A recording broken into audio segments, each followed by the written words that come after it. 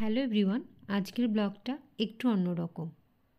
প্রথমেই যে ছবিটা তোমরা দেখতে পেলে, উনি হলেন আমার বাবা।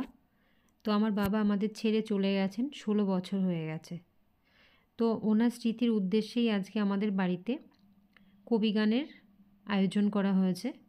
আসলে আমার বাবা কবিগান শুনতে খুব ভালোবাসতেন। তো ওনার স্মৃতির উদ্দেশ্যেই দাদা আজকে আমাদের বাড়িতে কবিগানের এই সবার আয়োজন করেছে। আর আজকে যিনি গান গাইবেন আমাদের বাড়িতে, তার নাম হয়তো তোমরা অনেকেই শুনেছ। রাষ্ট্রীয় পুরস্কার প্রাপ্ত মাননীয় শ্রী অসীম সরকার মহাশয়। তো উনি গান গাইবেন, আর ইনিও কিন্তু আরেকজন কবি। এনার নাম হলো নির্মল সরকার মহাশয়।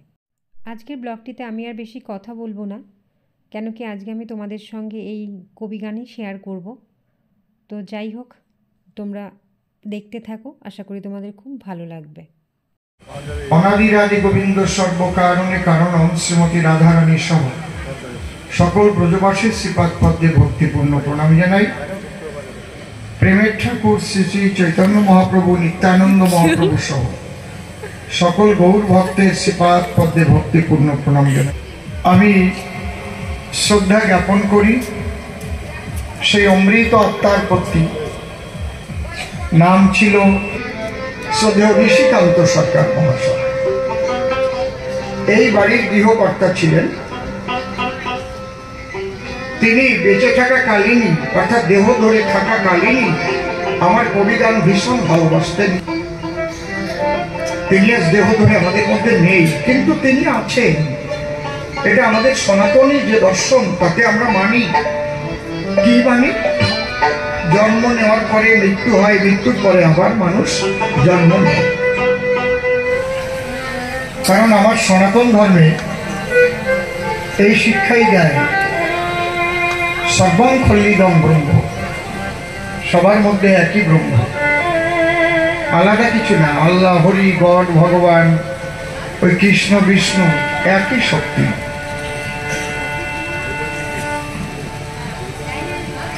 এবং বিজ্ঞানেও স্বীকার করেছে একটা সুপ্রিম পাওয়ার আছে। সেই পাওয়ারের খেলা সবার মধ্যেই চলছে। সেই পাওয়ারকে যে জাগাতে পারে, মানুষ তাকে ভক্তি করে, ভগবান বলে পূজা করে, অনেক কিছু হয়। হাজার হাজার মানুষ তার পিছনে ছোটে। এরকম অনেক মহাত্মার দর্শন এবং স্পর্শ আমি জীবনে পেয়েছি। একবার এক মহাত্মাকে দেখেছিলাম, 365 বছর বয়স। আমি এক শ্রদ্ধেয় অমূল্য বাবু দুজন দেখতে গেছিলাম, কান্দির খ্যাপা বাবা। ওখানে গিয়ে শুধু নাম বলবেন, সবাই চেনে। গিয়ে দেখি উনি মাথায় করে ইট বহন করছে। 365 বছর বয়স। ত্রৈলঙ্গ স্বামী বামা খ্যাপার সঙ্গে চলেছেন। আমরা যাওয়ার সঙ্গে সঙ্গে বলে, আ যাইয়ে ভোবা পাগলা কা চেলা, আ যাইয়ে। অবাঙালি, আর আগের জন বাঙালি। কাটিও চেনেন না? কাঠ দিয়ে বানায়, চেনেন তো কাটিও? বসে এক কাটিও চা নিয়ে এসে, কেমন গরম না, উষ্ণ উষ্ণ গরম। আর প্রায় 20 খানেক বিড়াল আসে দুই পাশ দিয়ে চোখ চোখ চোখ চোখ করে চাটিয়ে চাটিয়ে খাচ্ছে। আর ওখান থেকে কাপ ভরে দিয়া। আমি ভাবছি এইবার ডিপটি দিয়ে না হয়ে সামনে না। কোন জায়গায় পড়লাম, অমূল্যবাবু কোন জায়গায় নিয়ে আসলো। বিড়ালে খাচ্ছে, সেই খাবার আমি খাবো। অমূল্যবাবু বললেন, এই অসীম খা। উনিও খেলে খেলাম সেই অমৃত ছিল। তারপরে মাটির নিচে আন্ডারগ্রাউন্ডে বড় একটা জায়গা, সেখানে গিয়ে দেখি বিরাট একটা ভবা পাগলার ছবি। অলওয়েজ সেখানে ধূপকাঠি জ্বলছে। আরো অবাক হয়ে গেল। আমি কোনোদিন এইরকম মানসিকতা নিয়ে চলি না। যেখানে কোথাও হরি মন্দির থাকবে, কৃষ্ণ মন্দির থাকবে, সেখানে কৃষ্ণ মন্দিরে প্রণাম করবো না, শুধু হরি মন্দিরেই প্রণাম করবো।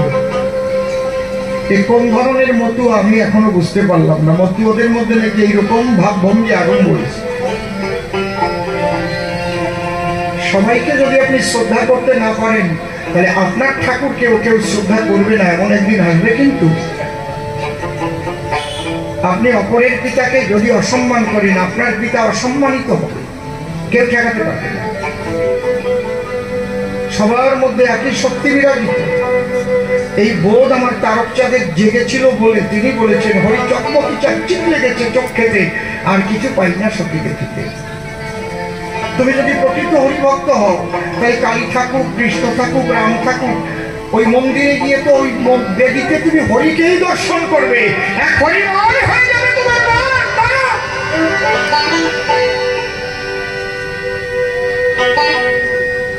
এখানেই রাধা প্রেম। তোরা বলিস ব্রজের ধুলি, আমি দেখি কৃষ্ণ বনমালী। এখানেই শ্রীমান মহাপ্রভুর মহাভাবের প্রকাশ। শ্রীরাধার ভাব সাগরে দিয়ে গোড়া ডুব, যাহা যাহা নেত্রে পড়ে স্ফুরে কৃষ্ণমুখ, কৃষ্ণময় সাগরে কৃষ্ণ দেখে ঝাঁপায় পড়ছে রে কয় বাপ।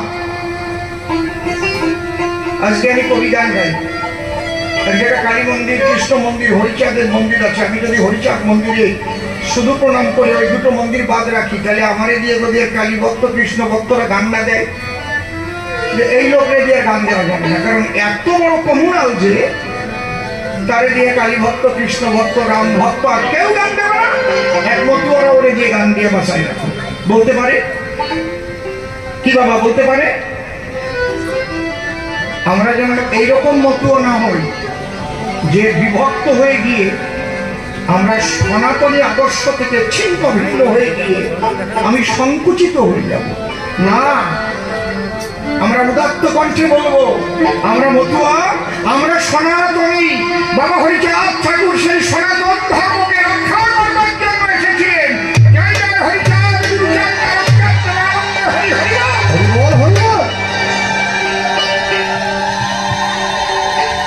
আমরা বোঝাতে চেষ্টা করব। তোমরা বৈষ্ণব সমাধি হও, তোমরা ইস্কনই হও, তোমরা ভারত সেবাশ্রম সঙ্গই হও, তোমরা সৎসঙ্গী হও, সবাই আমরা সনাতনী। এসো দেখে যাও ঠাকুর কি বলেছেন। লয়ে নিজ নারী ব্রহ্মচারী সচ্চরিত্র রবে, হাতে কাম মুখে নাম সদা সত্য কথা কবে। পরশতী পরপতি কমুনা স্পর্শিবে, তুমি না ডাকিলেও হরি তোমারে ডাকিবে। এই ভালো ভালো কথাগুলো মুসলমান ভাই তুমিও শোনো, খ্রিস্টান ভাই তুমিও মানো, দেখবে বিশ্বের কল্যাণ হবে, সবার কল্যাণ হবে। ঠাকুর হরিচাঁদ সবার কল্যাণের জন্য এসেছিলেন। প্রাথমিক কিছু কথা বললাম, কারণ আমার জাতির কল্যাণের জন্য, বিশ্বের কল্যাণের জন্য। তাহলে আমরা মানি যে আত্মা অবিনশ্বর, নৈলম সিন্ধন্তি শস্ত্রাণী নৈলম ভবতি পাবক না চৈলম ক্লেদায়ম তাপনস্য শৈতিবা জাতস্য ধ্রুবম মৃত্যু ধ্রুবম জন্ম মৃতস্য। জন্মিলে মরিতে হবে, কে কোথাও অমর হবে, আবার মরণের পর তোমার জন্ম হবে। এই দিক দিয়ে আমরা সনাতন দর্শনকে মেনে বলছি। ঋষিবাবু উৎসব যে ঋষিবাবুর আত্মা, সেই পবিত্র আত্মা, তিনি কিন্তু অমর, এই বিশ্বের মালিক। নাম তোমার আমরা দিয়েছি হরি কৃষ্ণ রাম আল্লাহ রসুল গড। তুমি অনামী, যে নামে ডাকি আমি সেই নামে তুমি দেখা দাও প্রভু। ভক্তি থাকলে তুমি সেই আত্মা পরমানন্দের জগতে স্থান দিও প্রভু।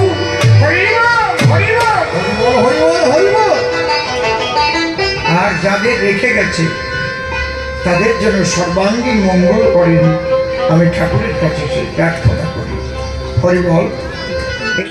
শ্রীমৎ সুখদেব ব্রহ্মচারী, যিনি সর্বপ্রথম ভাগবত পাঠ করে শুনিয়েছিলেন তাকে মহারাজ পরীক্ষিতকে। কেন সে ঘটনা আপনারা শুনেছেন একটু আগে, তাই তো? শুনেছেন তো ঘটনা। কেন মহারাজ পরীক্ষিত ব্রহ্ম সাপে নিপতিত হয়েছে, 7 দিনের ভিতরে তার মৃত্যু হবে। ঠিক এমতো অবস্থায় কি করতে হবে তাই মুনি ঋষিদের কাছে গিয়ে বললো, আমার এখন কি করে কর্তব্য? বলল, তুমি মৃত্যুর আগ মুহূর্ত পর্যন্ত কৃষ্ণ কথা শোনো। কে শোনাবে আমাকে কৃষ্ণ কথা? বলে একজনই আছে, সে হচ্ছে সুখদেব ব্রহ্মচারী। চলো আমরা হরিহর নদীর পাড়ে গিয়ে সবাই বসে তাকে আকর্ষণ করি। বিনা তারে টেলিগ্রাম হয়ে যাবে। আমরা 60,000 মুনি ঋষি, চলো গিয়ে হরিহর নদীর পাড়ে বসি। ঠিক তাই হলো, সবাই আকর্ষণ করলো। সুখদেব ব্রহ্মচারী শূন্য মার্গে সূক্ষ্ম দেহ নিয়ে আবার স্থূল দেহ ধারণ করে ব্যাসাসনে উপবেশন করলেন এবং মহারাজ পরীক্ষিতকে কৃষ্ণ কথা শোনাচ্ছে, ভাগবত কথা, লীলা গাথা। এখান থেকে মহারাজ পরীক্ষিত প্রশ্ন করেছে কি, যে আজকে আমার মৃত্যু ভয়, তাহলে ঈশ্বর আনন্দের জন্য যদি এই বিশ্ব জগৎ সৃষ্টি করে থাকেন, তাহলে জন্মের পরে মৃত্যু সৃষ্টি করে কি আনন্দ তিনি দিতে চান, এটা আমার জানবার বিষয়। কত সুন্দর প্রশ্ন। কারণ মৃত্যু ভয় যদি না থাকতো, তাহলে মানুষ পরমানন্দে ঘুরে বেড়াতো। কি আনন্দ! আমি সবার ভিতরে একটা মৃত্যু ভয় ক্রিয়া করে। বছর 2 আগে কি অবস্থা, বছর 3 আগে 20 সালে, ওরে বাবা রে বাবা, জীবনের নাম শুনছি খালি, দেখি নাই। ওর নাম জানো কি? তার ভয়ে মুখ টুক দেখিয়ে, ওরে কপাল রে, কি জানো নাম? সবার না কি? করোনা। ভয় করোনা জীবনে দেখেছেন? দেখছেন কি নাকি? কথা কর, করোনা দেখছেন কি? চোখে তো দেখা যায় না, অনুবীক্ষণ দিয়েও দেখা যায় না, অনুবীক্ষণ যন্ত্রেও দেখা যায় না, শক্তিশালী অনুবীক্ষণ যন্ত্রেও দেখা যায় না। দেখা যায় মাইক্রোস্কোপ, যাকে বলে ইলেকট্রনিক্স অনুবীক্ষণ যন্ত্র। দেখে নাই, তার উপর এত ভয় কেন? মরার ভয় করে সবাই। যদি করোনায় ঘরে যদি যাই মরে, এই জায়গায় তো প্রশ্ন করেছে। যদি মৃত্যু না থাকি তো তাহলে কেউ করোনার ভয় নেই। সুন্দর প্রশ্ন করেছে। তাহলে জন্মের পরে মৃত্যু সৃষ্টি করে ঈশ্বর কি আনন্দ উপভোগ করে? 1 নম্বর প্রশ্ন। 2 নম্বর প্রশ্ন হচ্ছে, সর্বশাস্ত্রে দেখতে পাই কৃষ্ণের উপর কেউ না, কিন্তু সেই কৃষ্ণ রাধারানীর শ্রেষ্ঠত্ব দিল কি কারণ? তাহলে রাধা বড় না, কৃষ্ণ বড়, তার একটা মীমাংসা হচ্ছে। মৃত্যু কি? জন্ম।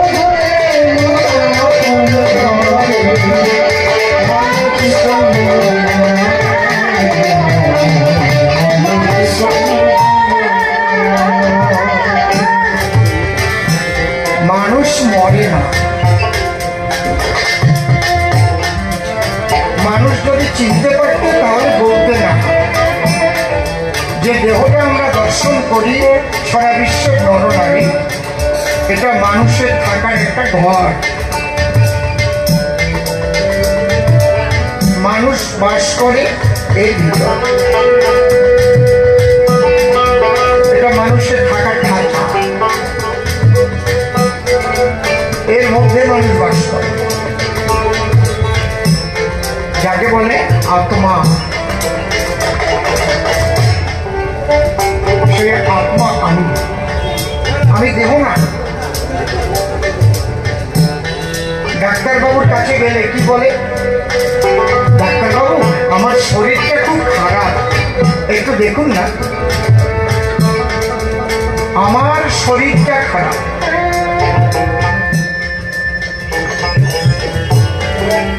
আমারটাই টোনটা বেশি আছে বলে মনে হচ্ছে।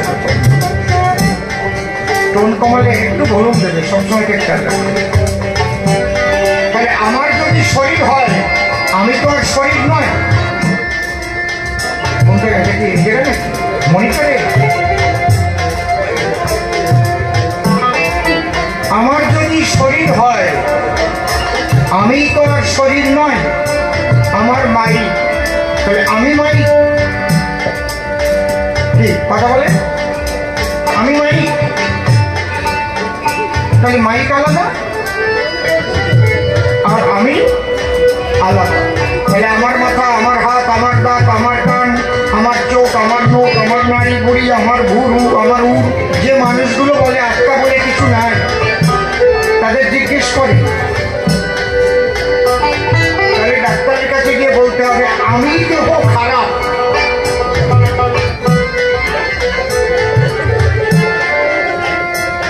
বড় পণ্ডিত সব না।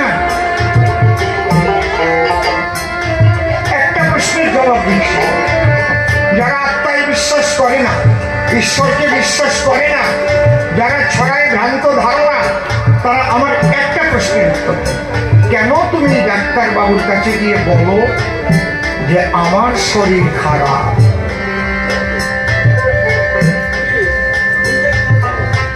কোনটারে বাবা?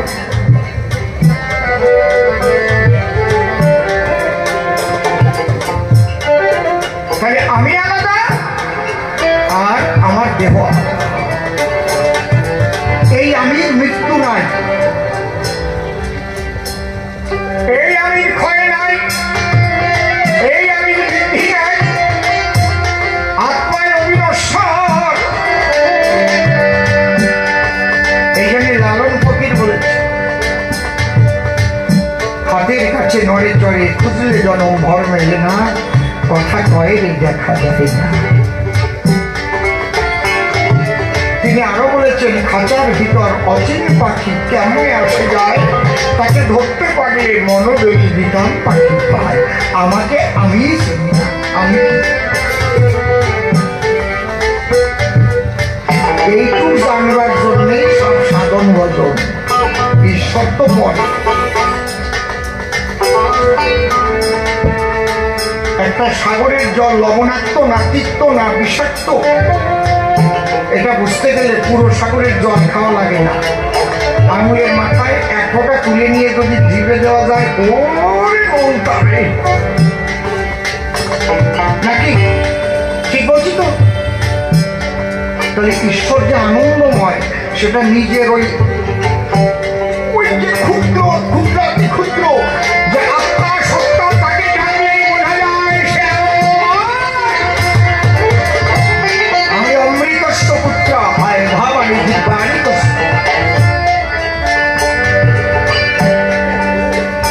মা আজকে কিন্তু কবিগান একদম একটু অন্তরঙ্গ আলোচনা নিয়ে হচ্ছে। স্থান বিশেষ কবিগানের আলোচনা হওয়া উচিত বলে আমি মনে করি। আজকে কোনো শ্মশানে কবিগান নয়, স্কুল কিংবা ইউনিভার্সিটিতে গান নয়, কোনো বারোয়ারি গান নয়। আজকে একদম বাড়ির মধ্যে সঠিক ধর্ম আলোচনা হবে, সনাতনী দর্শন। তাহলে আমি কে? আমি তো চিনি না আমাকে। এই আমাকে জানবার জন্যই প্রথম সাধনা সৃষ্টি হল। আমি কে? দর্শনের মেইন পার্ট হচ্ছে লজিক, ফিলোসফি। আমরা স্বামী স্ত্রী জীবন ভরে সংসার করে গেলাম, কিন্তু স্বামীকেও চিনলাম না, স্ত্রীও চিনলাম না। চিনলাম দুইজনের খাসা, এই খাসা নিয়ে টানাটানি করে গেলাম। যদি বলেন আপনি কি করেন, এক মা তার স্বামীকে ভীষণ ভালোবাসে, হঠাৎ স্বামীর মৃত্যু, তুলসী তলায় শোয়ানো আছে, তুলসীর পাতা মুখে দিয়ে শোয়াই রাখছে, কাঠ সেরাই হচ্ছে, স্ত্রী গিয়ে স্বামীর পায়ের কাছে কেঁদে কেটে আকুল হচ্ছে, যেটা হয় বাস্তব। এমন সময় একজন সিদ্ধ মহাত্মা ওই বাড়িতে ঢুকেছে, গিয়ে বলছে, মা তুমি কাঁদছো কেন? মা বলে, কাঁদবো না, আমাকে ফেলে আমার প্রাণের প্রিয়তম সে গেছে, চিরতরে চলে গেছে। তুলসী তলায় শোয়ানো কে আছে? বলে, ওটা আমার স্বামী মরা দেহ। বলে, ওই দেহের মধ্যে তোমার স্বামী ছিল? তুমি যেটা বলছো। হ্যাঁ, তাহলে দেহ থেকে তোমার স্বামী চলে গেছে? আমার কাছে বলো দেখি, দেহের মধ্যে থেকে যে স্বামী চলে গেছে তার সঙ্গে জীবনে তোমার দেখা হয়েছে কি? স্থির হয়ে গেছে, তাকে দেখেছো কোনদিন? তুমি তো এই দেহটাই স্নেহ করেছ, দেহ সুখ আকাঙ্ক্ষা করেছ, কিন্তু এই দেহের মধ্যে তোমার স্বামী যে ছিল, কোনদিন তো তোমরা সদ্গুরু ধরে তোমার মধ্যে তুমি কে, তোমার স্বামীর মধ্যে স্বামীকে কোনদিন তুমি জানার ইচ্ছা করো?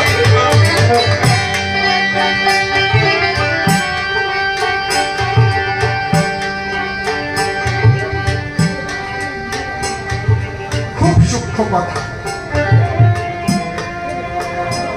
কারো পোষায় কি করে দেহ রাখার পরে আবার দেহ ধরিয়ে নাতির জন্য জুতো সাথে কিনে দেয়? মিথ্যে কথা।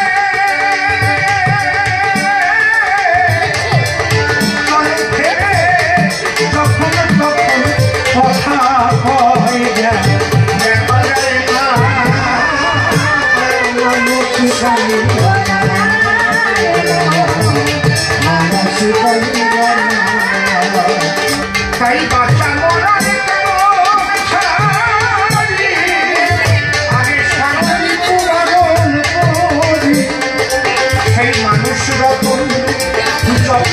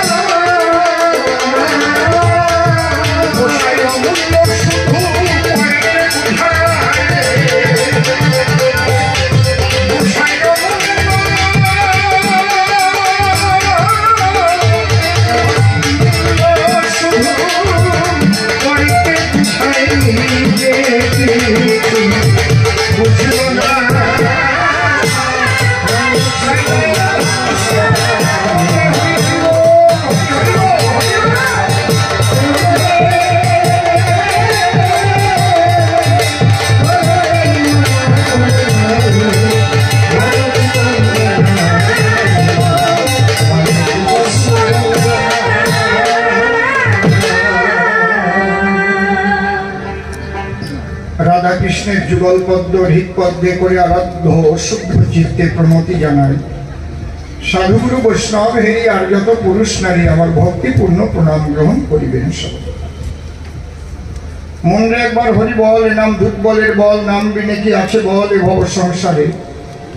যেজন করে হরি চিনতে, হরি করে তার চিনতে, অন্তে জীবকে নিয়ে যায় সে ভব সিন্ধু পারে। তাই বলি মন রসনা তেজে বিষয় বাসনা, তেলে সোনার উপাসনা করো সার। ওই যে হরি দীনবন্ধু পাইলে তার কৃপা বিন্দু, ভব সিন্ধু সেদিন হবি পার। মনশিক্ষা করে শেষ বক্তব্য করিব পেশ। সবিশেষ সবার মধ্যে জানাই নিবেদন, অদ্যকার্যে কবি গান সম্পূর্ণ একটা ব্যক্তিগত অনুষ্ঠান। পিতার স্মরণ উদ্দেশ্যে এই গানের আয়োজন। বাবার মনে আশা ছিল, সেই আশা ছেলে পূর্ণ করল। এই জন্য এলো যত সাধু গুরু বৈষ্ণব সুজন। তাই আমি বারে বারে নিবেদন করি কর জোরে, আপনারা সবাই করবেন এদের আশীর্বাদের ঝর্ণা বর্ষণ। যাত্রার এসব কথা দেব না বক্তৃতা। অদ্য কবিগানের ভূমিকায় আমার বিপক্ষ কবি যিনি নির্মল সরকার হলেন, তিনি মহারাজ পরীক্ষিত নামে দিয়েছেন পরিচয়। আর তারই কল্পনা মতে আমাকে হবে সুখদেব ব্রহ্মচারী হতে। আমি জোর হাতে প্রণাম করি সেই মহামানবের ডানা পায়। আমি তাকে শ্রদ্ধা জানাইয়া এবার তার ভূমিকা নিয়া গাহিতে চাহি কবি গান। হে মহামানব, তুমি যেথায় থাকো আমায় তুমি ভুলো না খো, আমি তোমার অধম সন্তান। তুমি করুণা করে বসো আমার হিত মন্দিরে, আমার এই অঘরে তুমি এসে করো কৃষ্ণ গুণগান। হরি বল, হরি বল। প্রণামিয়া সাধুগুরু বৈষ্ণবের পায়ে যাচ্ছি এবার ভূমিকায়। অসীম সরকার নামটি আমি করিয়া বর্জন। এবার হলাম সুখদেব ব্রহ্মচারী, সেইভাবেই দেখবেন নরনারী কৃষ্ণ কথা করব আলাপন। প্রথম প্রশ্ন যে করেছে দাম, যে মানুষ জন্মের পরে মরে কেন? ভগবান আগে ভাবছিল, ঈশ্বর ভাবছিল যে খালি জন্মই দেব, মৃত্যু রাখবো না কখন। কিন্তু আমরা যে খারাপ, যদি জন্মের পথে পরে মৃত্যু না থাকতো তাহলে মানুষ কত উচ্ছৃঙ্খল হতো। একটু চিন্তা করে দেখেছেন সবাই? আসে বলে মৃত্যু হয়, এই জন্য তবু মানুষ ঈশ্বরের পূজা দেয়। আর মৃত্যু ভয় যদি না থাকিত, ঈশ্বর বলে মানুষকে বিশ্বাস করত। আমি তোর বর করি না, ভগবান কোন হয়? ভগবান, আমি ভগবান বলেন না। ব্যাপারটা কি? ছোট্ট একটা কথা মনে পড়ে, বসে শোনেন না। একবার বৃকদত্ত নামে এক দত্ত সাধন করে বনের ভিতরে করেছে শিবের সাধন। তার সাধনায় তুষ্ট হয়ে শিব ঠাকুর সিন্দা গম্বুর লয়ে ভক্তের কাছে দিল দর্শন। যিনি ভোলা মৃত্যুঞ্জয় দিয়ে ভক্তের কাছে কয়, কি হেতু আমায় তুমি করলে আকর্ষণ? ভক্ত ডেকে বলে, তাই তোমার কাছে আমি একটা বর চাই। বর তুমি জেনেছিল তো? যখন সে চাহে বর, ডেকে বলে, দিগম্বর বলো আমার গোচর, কি বর তোমার অন্তরে রাখিঞ্চর? ও ডেকে বলে, দিগম্বরের ঠাই অন্য কোনো বর আমার আশা নাই, আমি যেন অমর থাকি, এই বর আমাকে বিরূপাক্ষী করো। শিব করে মানা, এ তো হবে না, অমর জগতে কেউ না, মরতে তোমার হবেই হবে। এই বর তুমি চাইলে কেন এলে? এই বর ভিন্ন অন্য বর চাহিলে আমি তাই করিব দান। এখন বৃকদত্ত মনে ভাবে, এতদিন টাকাটাকির পরে বর না দিয়ে সরিয়ে যাবে, তাই কায়দা করে এমন বর চাইয়ে রাখবো যাতে জম আমার কাছে আসতে ভয় পায়। ঠিক আছে ভোলা মৃত্যুঞ্জয়, অমর বর যদি নাই দেওয়া হয় তাহলে এই বর দাও তুমি স্বয়ং ভোলানাথ, আমি যার মাথায় দেব হাত সে যেন হয়ে যায় বর্ষার সাথ, হাত দিলেই যেন মাথায় বর্ষ হয়ে যায়। এবার দেওয়া যায়, এইবার দিলে তুমি শান্তি পাও গেলে? বলে হ্যাঁ।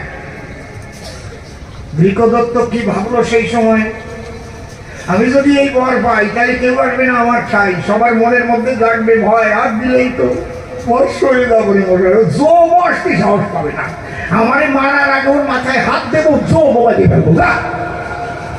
বুঝেছেন? শিব হয়ে শোষক ব্যস্ত বলে তথাস্ত তথাস্ত, যার মস্তকে হস্ত স্পর্শ করিবে সঙ্গে সঙ্গে তার মস্তক ভস্ম হয়ে যাবে। এইবার দেওয়ার পরে বাল্লা দিগম্বরে অমনি ধীরে ধীরে কৈলাসের উদ্দেশ্যে যখন করেছে গমন, বাবা এখানে বসে কথা বলো না, শোনা শোনো মনি, কত বলো তোমরা, হ্যাঁ একটু ঘরে গিয়ে বসে খাও। বাহ, ওদের আদর করে একটু কোলে জায়গা দেন, জোরে হাত ধরে টান দিয়ে না, তাই ব্যথা পাবে না, বোঝে না? ওরা হচ্ছে কচি চালা, ওরা কি বোঝে কবি গানের ভাবধারা, এর মধ্যে কি রস, কি সাহিত্য, কি অলঙ্কার, কি কাব্য, কি সুর। আমার কাছে বলুন দেখি ওরা তো বোঝে নাকি? ওরা ভালোবাসে বাদাম, বেলুন, চানাচুর। এই জন্য যা ওরা ভালোবাসে নিয়ে দেন ওদের পাশে, তবু আমার কথাগুলো শুনুক একটু বসে বসে, ওদের করে দেবেন না দূর, কারণ ঘুমিয়ে আছে শিশুর পিতা সব শিশুদের অন্তরে, বলা যায় না ভবিষ্যতে কি করে কোন যন্ত্রে। কালীর ঘরে বস্তিতে থাকা মা মমতা যদি মুখ্যমন্ত্রী হতে পারে, চা বিক্রি করা মোদী যদি প্রধানমন্ত্রী হতে পারে, তাই আমাকে সন্তানটি জন্মেছে ঘরে, সে ভবিষ্যতে অনেক কিছু হতে পারে। তাই ওরে তাড়াই দেবেন না, দূরে জড়াই ধরে বসে থাকেন ওই জায়গা সিঁড়ির পরে, কোন জায়গা আটাই দিল।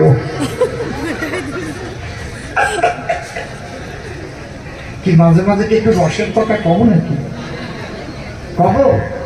ওই বুড়িও কয় হ কম, ভালো বুড়ি যে ওই যে ওই বুড়ি কয় রসের কথা না কই কি তা নয়, বুড়ি হয়েছে রস কমে নাই। আরে রস কমে নাকি? কারো বা বাইরে পাকে ভিতরে সবুজ থাকে, মনের বনের ফাঁকে ফাঁকে ডাকে কত দোয়েল চন্দ্রটা, তাই আমার বুড়িমা মন্দ না। যাক, অন্তরে আছে ভাবো, খালি কি তত্ত্ব কথা বলে শেষ করে যাব, মাঝে মাঝে দিয়ে একটা রসের কথাও পাবো। এইবার বাংলা দিগম্বর হয়ে ওরে যখন দিয়ে বর কৈলাসের দিকে করতেছে গমন, হঠাৎ নারদ মুনি গিয়া ওরে কয় ডাক দিয়া, এই বেটা আমার কথা শোন, কি এই যে শিব কি দিয়ে গেল? বর কি বর? বলে হাত দে বোঝার মাথার বর, বর দিয়েছে ভোলা মৃত্যুঞ্জয়, সঙ্গে সঙ্গে তার মাথা হবে ভস্মময়। অনেক সময় দেবতারা মিথ্যা বর দিয়েও চলে যায়, তা জানো? তার কি জানো না এখনো? ওরে বাবা, এত বিশ্বাস করা ভালো না, যা দেখি নাই নিজের নয়নে বিশ্বাস করি না কোন বচনে। শোনো না, আমি কি করবো এখন? কারো মাথায় হাত দিয়ে বরটাকে জামিন করে নাও, পরীক্ষা করে নাও। দত্ত পায় তাহলে হাত দেয় তোমার মাথায়, না না আমার মাথায় হাত দিতে যাবে করে আমি বুদ্ধি দিতে আসি, আমি কি মনে মিশেছি? কার মাথায় হাত দেবো? হ্যাঁ বলো রে, আগে মনে মনে ভাবো মৃত্যুঞ্জয় তার নাম, শিবের নাম, ওই মৃত্যুঞ্জয়ের মাথায় যদি হাত দিলে ভস্ম হয় তাহলে বুঝতে হবে বর ফাঁকা বর। হাত দিয়ে মাথার পর এই করে নারদ পটুস করে সরে পড়েছে। কি শয়তানের শয়তানি রে, বাধাই দিয়ে সরে পড়েছে।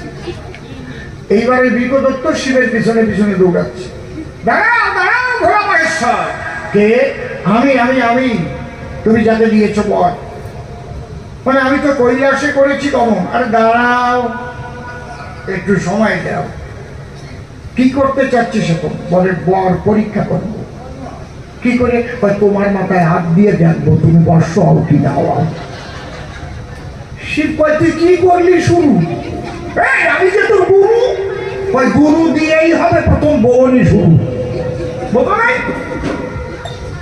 শিব মনে চিন্তা করে যদি হাত দিয়ে বসে আমার মাথার পরে, আমার নাম মৃত্যুঞ্জয়, যদি আমার মাথা ভস্য না হয় তাহলে ও ডাক দিয়ে বলবে আমার ঘরে তুমি মিথ্যা বর দিয়েছো আমারে, আর ভস্য যদি হয়ে যায় তাহলে আমার মৃত্যুঞ্জয় নাম নষ্ট হয়। কি উভয় সংকটে পড়েছে বলো মৃত্যুঞ্জয়, দেখেছেন ব্যাপারটা কি? আরে কপাল রে।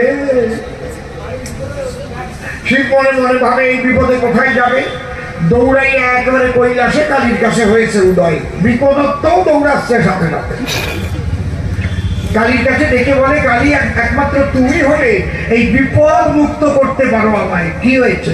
ওই যে দেখো বিপদত্ব আসছে, হাত দেবে আমার মাথায়। তোমার মাথায় একটু হাত দেবে, সয় চলে যাবে, এত ভয় কেন? না না, তুমি জানো না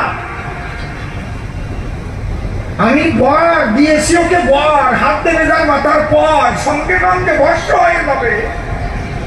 তুমি খান্ডা নিয়ে একটু যাও, এক পক্ষে কেটে ফেলাও। কালী ডেকে বলে তাই আমি ওই বেজালের মধ্যে নাই। কোপ দেওয়ার আগে যদি আমার মাথায় হাত দিয়ে বসে আমারই তো মৃত্যু হবে শেষে। শিব বলে কালীর সকাশে তাহলে আমি কোথায় যাই? জীবনটা ঘুরিয়ে আমারে রাখিয়ে শ্মশানে মশানে বেড়াও যার জন্য ঘুরিয়ে চারদারে যাও। কালীও সুযোগ পাইছে। আমার মায়েরা যদি একটু সুযোগ পায় রাইট টাইমে একেবারে পোড়ামিন দিয়ে দেয়, বুঝতে পারছে?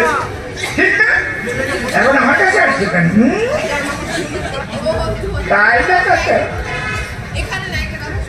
আমাকে ভেবে গভীর রাত্রিকালে যার নাম করবার তরে চলে যাও তুমি শ্মশানের ভিতরে। তোমার গুরু সেই প্রাণ গোবিন্দ বলে যাবে, যাও তার ধারে। বিপদে পড়িলে নিতে হয় গুরুর আশ্রয়। এইটুকি তো বুদ্ধি যে দিয়েছ আমায়, এর জন্য ধন্যবাদ জানাই তোমায়।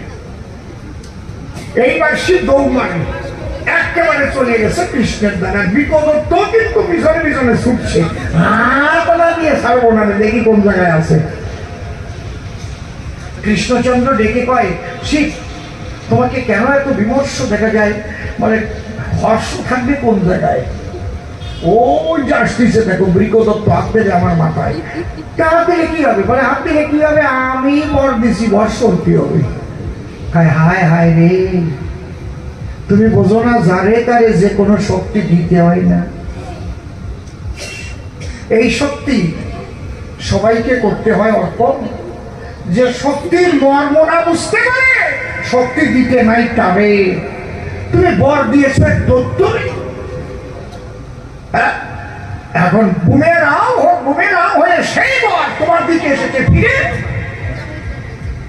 কি মারাত্মক কথা বুঝতে পারছেন?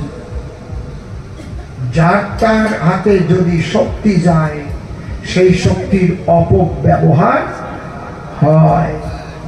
কৃষ্ণচন্দ্র করে মানা জীবনে এমন ভুল করবে না।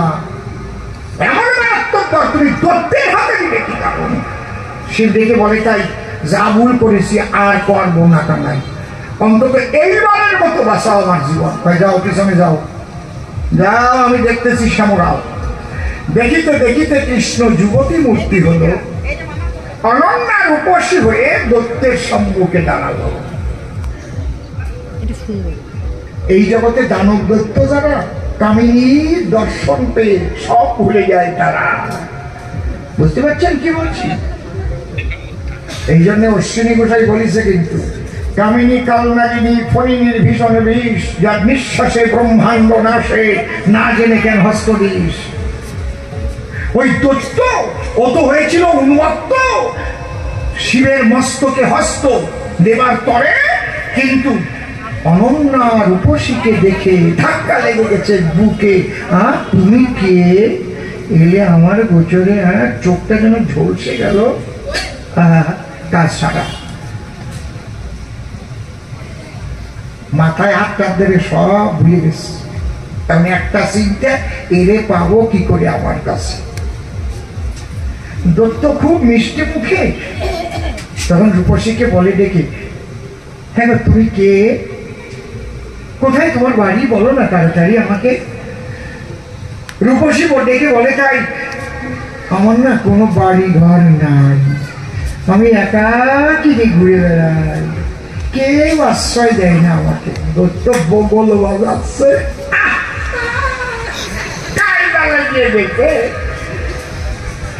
দত্ত বলে, বাবা নারী, আমি কি তোমার জীবনের কেউ হতে পারি?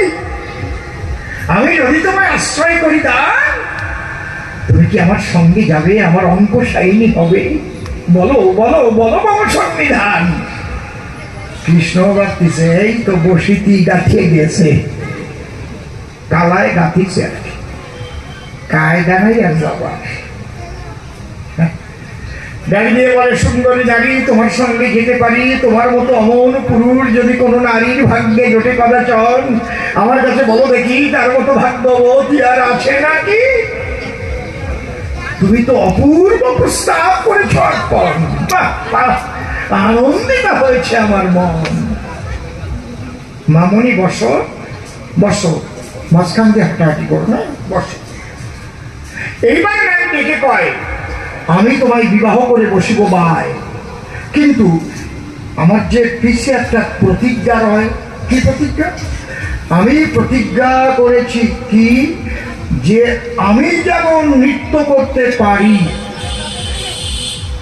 এমন আমার সঙ্গে সঙ্গে যদি কেউ নৃত্য করতে পারে ভারী, একমাত্র আমি বিবাহ করব তাকে।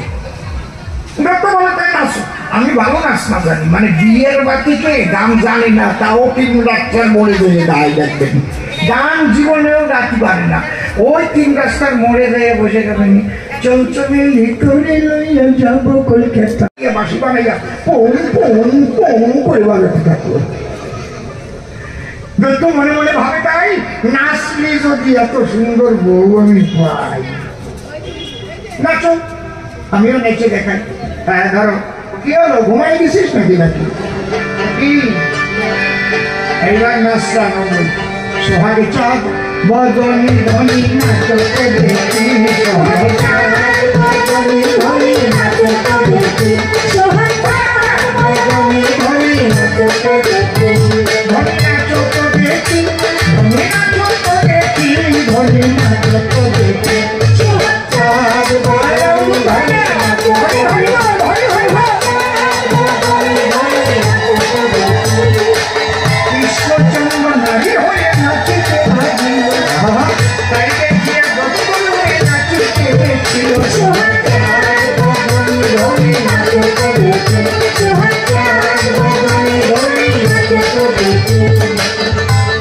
নৃত্যের কতগুলো মুদ্রা আছে।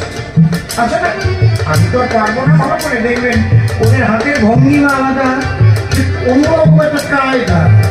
যারা নাচতে জানে টাকা পারবে, আমি পারবো করতে। আবার কখনো মাঝে একদিন ও নাচতেছে কৃষ্ণ, আর ওই দত্ত ওই কৃষ্ণর সাথে সাথে কৃষ্ণচন্দ্র কোটিতে হাত দিয়ে যখন নাচে, সেইভাবে দত্ত এখন নাচিতেছে।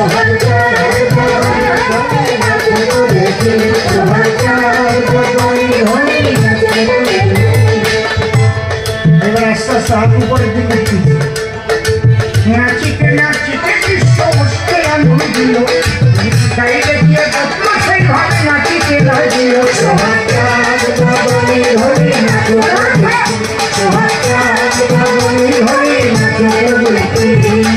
কৃষ্ণ আঙুল দিয়েছে দত্ত আঙুল, বিয়ে করতেই হবে। কৃষ্ণ তো তালে তালে নাচে, আর ও তো বেতালে ঘাই মারতেছে, ও তো তাও না বেটা। নাচিতে নাচিতে কৃষ্ণ মস্তকে হাত দিল, নাচার মধ্যে এমন একটা মুদ্রা হাত ছিল,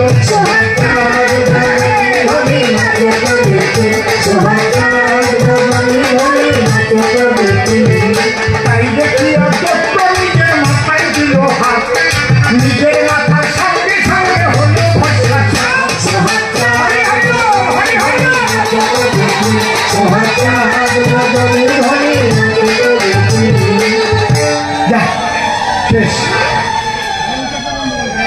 কেমন লাগে?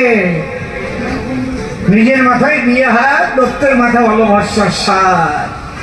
অমনি ভোলানাথ এসে পড়লো প্রাণ গোবিন্দের দানা পায়। ঠাকুর প্রণামী তব চরণ তলে, তুমি আমার জীবন বাঁচাইলে। কৃষ্ণচন্দ্র তখন ডেকে বলে, তোমারে করিবা না, জীবনে আর এইরকম কাজ করবা না, যারে তারে যে সে বর দিবা না। আমরা এই আলোচনা থেকে কি শিক্ষা পেলাম? মনে করেন আলোচনাটা কাল্পনিক, মনে করেন। তারা নাস্তিকবাদী যারা ডাক দিয়ে বলবে তারা এগুলো হচ্ছে বানায় বানায় লিখে লিখে ভরা। কিন্তু মানবের কল্যাণের পরে এমন সূক্ষ্ম সারমর্ম রয়েছে ভিতরে। শক্তি দিতে নেই যারে তারে। অযোগ্য ব্যক্তি যদি কোনো বৃহৎ শক্তি পায়, তার দ্বারায় জগতের ক্ষতি হয়, অকল্যাণ হয়। তাহলে একটু কার মাথায় হাত দিলে সেই মাথা আগুন জ্বলে ভস্ম হবে সেই সময়। এইটুক যদি কেউ পায়, তাইতে যদি শিবের মাথায় হাত দিতে চায়, আর যদি মানুষ অমর হয়ে যেত বসুদায়, তাহলে কি হতো? আমার কাছে বলুন দেখি, কি ওর কোনো ভগবান মানতো নাকি? মানত? এই জন্য ঈশ্বর সৃষ্টি করেছে জন্মের পরে মরণ। অন্তর দিয়ে দেখো ভেবে, তোমার জন্ম হবে অর্থাৎ দেহ ধরবে, আবার দেহ ছাড়বে। এই দেহ ছাড়া থেকে, ধরা থেকে কবে তুমি মুক্তি পাবে? যেদিন তুমি পরম ব্রহ্মের সঙ্গে লীন হয়ে যাবে। হরি বল, হরি বল। তাহলে তোমার জন্ম কেমন হবে? এই জগতে তুমি যেমন কর্ম করবে, সেই কর্ম অনুপাতে পুনর্জন্ম তোমার হবে। আমি এই জগতে জন্ম ধরে মানুষ হয়ে এসে চরাচরে আমি যদি জানোয়ারের মতো কর্ম করি সর্বক্ষণ, অন্তর দিয়ে দেখেন ভেবে, মানব জন্ম পাবো না ভবে, জানোয়ার কুলে জন্ম হবে। তাই হুঁশিয়ার হয়ে সবে সৎ কর্ম করিও সম্পাদন। তাই জন্ম মৃত্যু হলো কেন? রাজা তুমি মন দিয়ে শোনো।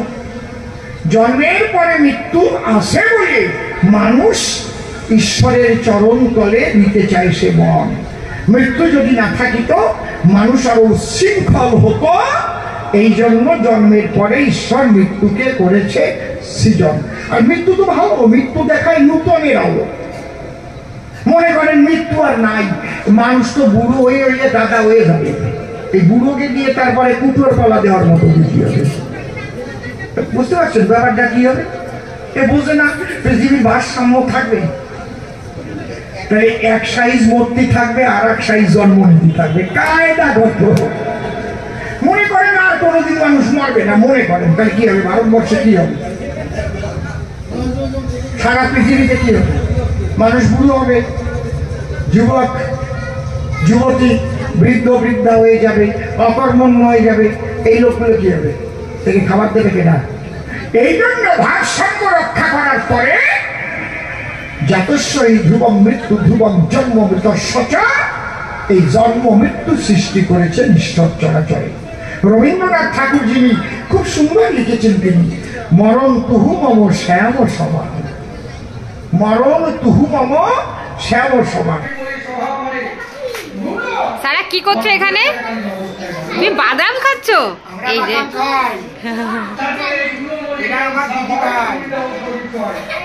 তোমাদের সঙ্গে চাই।